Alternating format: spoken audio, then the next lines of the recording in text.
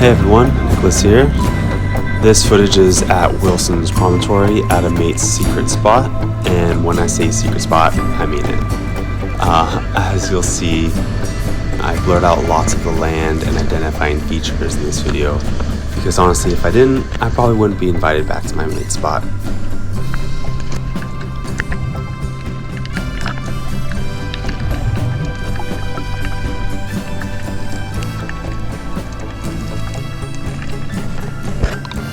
So we are looking for crayfish or lobster in teams of 2. The method is to rock hop, which means where one of us goes down and searches all the most likely spots for crayfish, and then after we come up to breathe, our partner goes down and checks the next spots. In this way, it's really effective and you don't miss any spots. My partner here is Sven.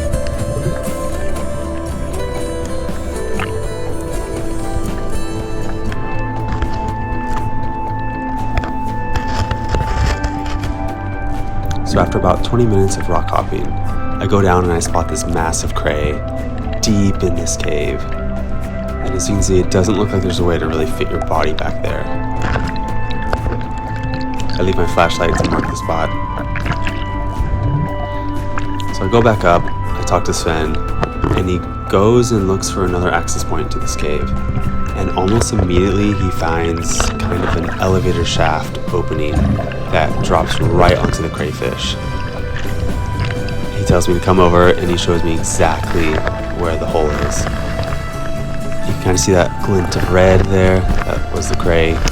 It's a bit dark because my face is jammed into the rock and I don't want to use too much light and scare the cray away from the area. So I prepare to make a grab, and you can see I've got it in my hands, and then I let go. You can just see a leg kind of floating there.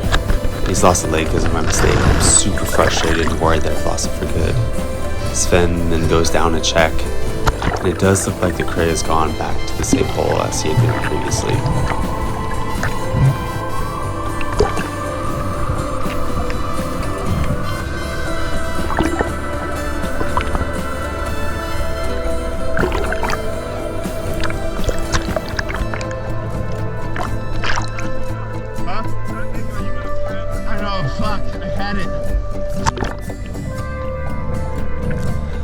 So I go down again, this time with more determination and honestly more willpower to accept pain to my hands and my fingers. So I'd been warned previously about the strength of the Australian cray, and that in part led to my mistake in letting it go. So this time I get 2 hands on it and I am not letting go. I get a grip on the antenna and I grab the lobster tail so it cannot use its tail to swim away. You can see that in the struggle, this cray has grabbed Sven's glove and is hanging onto it.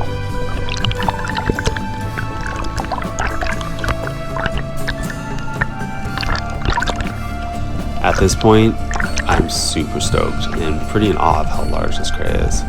It's definitely my largest cray.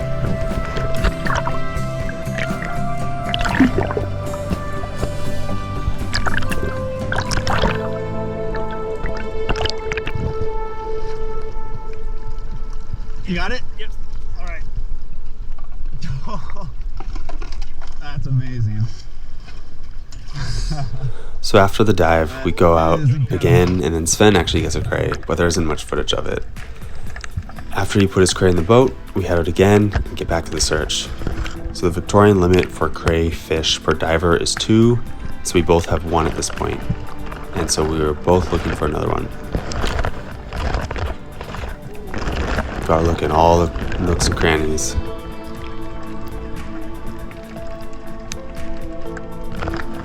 Never know which one will hold. So I see another crayfish and I decide while I'm down there that I'm not going to get a better opportunity than right now, and so I go for the grab right away. And as you can see, I'm barely hanging on to this cray, pinning it down, but I managed to hang on and wrangle it, and Sven comes down to help. And if you notice, in the excitement, the flashlight I had in my hand is no longer anywhere to be seen, which I realized I had left in a dark and hard to find cray hole. That's awesome.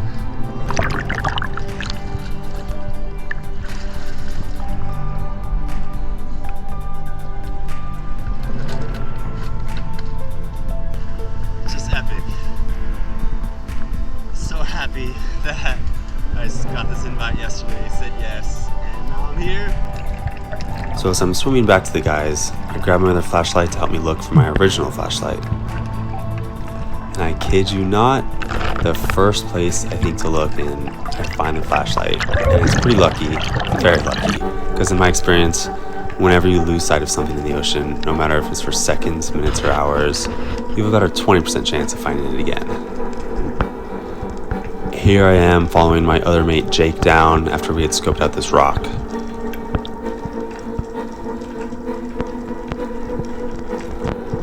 The angle of my GoPro is conveniently very low, and I'm just looking into this pile of rocks.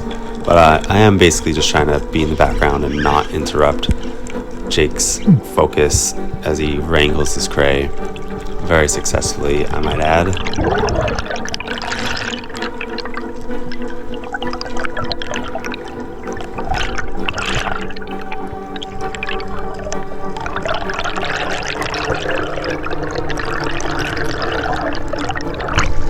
Sweet.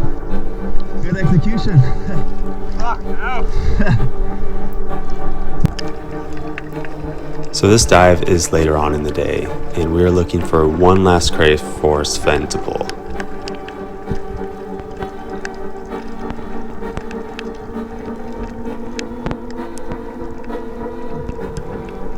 So you can see right at the back of this big cave, huge lobster just posted up, not wanting to interact with us.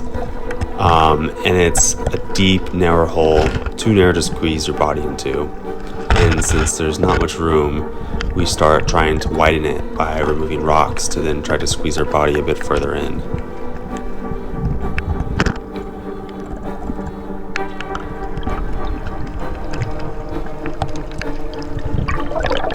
So we each take turns, and I kid you not, we spend 30 to 45 minutes, the four of us, looking for different angles or entry points, moving rocks.